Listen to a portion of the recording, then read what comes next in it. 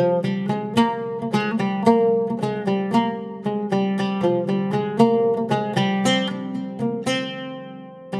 இன்னைக்கு ரொம்ப ரெஃப்ரெஷிங்கான ரொம்ப டேஸ்டியான டீ ரெசிபி தான் பார்க்க போகிறோம்.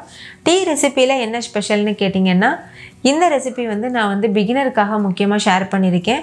இது டீ போட தெரியாதவங்க கூட ரொம்ப டேஸ்டியான டீ பண்ண முடியும். ஸோ கண்டிப்பாக ஒரு டைம் ட்ரை பண்ணி பாருங்கள். அதுக்கப்புறம் எப்போதுமே இந்த டீ தான் பண்ணுவீங்க. ஹாய் ஃப்ரெண்ட்ஸ், வணக்கம். என் பேர் Abhi. Welcome to Indian recipes Tamil. வீடியோக்குள்ளே போகிறதுக்கு முன்னாடி நம்ம சேனல் இந்தியன் ரெசிபிஸ் தமிழை சப்ஸ்கிரைப் பண்ணிக்கோங்க. கூடவே இருக்க பெல் சிம்பலையும் கிளிக் பண்ணிக்கோங்க.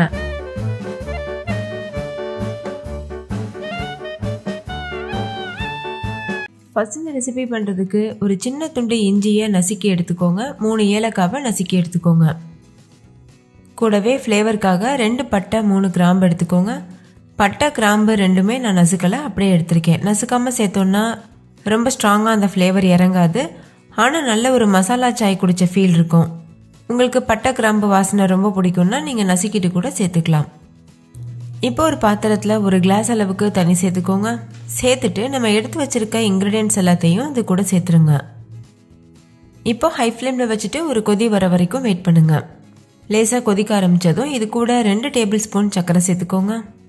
நான் இன்னைக்கு 3 பேத்துக்கான டீ ரெடி பண்ணுறேன், அதனால் 2 டேபிள் ஸ்பூன் சேர்த்துருக்கேன். நீங்கள் உங்களுக்கு தேவையான அளவுக்கு சர்க்கரை சேர்த்துக்கலாம்.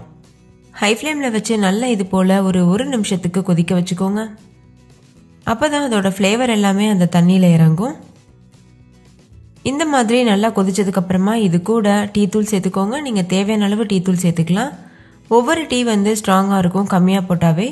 சில டீ 2-3 ஸ்பூன் எக்ஸ்ட்ரா சேர்க்குற மாதிரி இருக்கும். நான் 2 டேபிள் ஸ்பூன் டீ தூள் சேர்த்துக்கிறேன். நீங்கள் என்ன டீ தூள் வேணாலும் யூஸ் பண்ணலாம். இந்த மாதிரி தண்ணியில் போட்டு கொதிக்க வச்சு அதுக்கப்புறம் பால் சேர்க்கும்போது ரொம்பவே டேஸ்டியாக இருக்கும். இப்போ இதோட டிகாஷன்லாம் நல்லா இறங்குறது வரைக்கும் இது போல் கொதிக்க வச்சுக்கோங்க. நான் ஒரு 2 நிமிஷத்துக்கு இதை நல்லா கொதிக்க வைக்க போகிறேன்.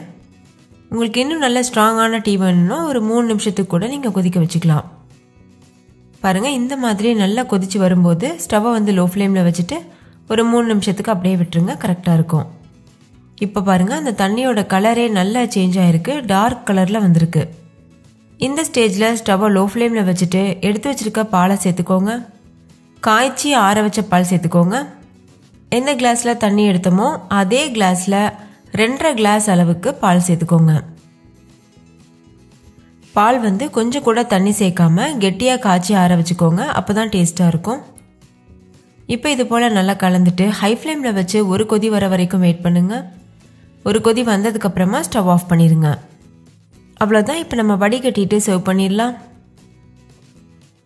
வடிகட்டினதுக்கப்புறமா 2-3 டைம் நல்லா இது போல் ஆற்றிக்கோங்க. ஆற்றினதுக்கப்புறமா நம்ம சர்வ் பண்ணிடலாம். அவ்வளோதான். நல்ல டேஸ்டியான பேக்கரி சுவையில் மசாலா சாய் சூப்பராக தயாராகிருச்சு. நீங்களும் கண்டிப்பாக இதே மெத்தடில் ட்ரை பண்ணி பாருங்கள். அதுக்கப்புறம் எப்போதுமே இதே போல் தான் டீ போடுவீங்க.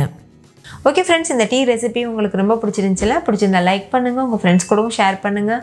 நீங்களும் வீட்டில் செஞ்சு பார்த்துட்டு டேஸ்ட் எப்படி இருந்ததுன்னு கமெண்ட்டில் சொல்லுங்கள். தேங்க்யூ, பாய்.